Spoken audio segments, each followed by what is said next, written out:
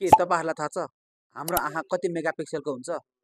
We always talk about phone camera 48 megapixel, 64 megapixel, 200 megapixel. But guess what? हाम्रो आँखा 576 megapixel को हुन्छ. Yes, you heard it right. 576 megapixel.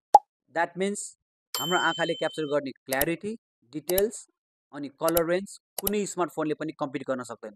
हाम्रो आइजले continuous image देखिरहेको हुन्छ अनि ब्रेनले त्यो सबै कम्बाइन गरेर एकदमै रियलिस्टिक सिन बनाउँछ.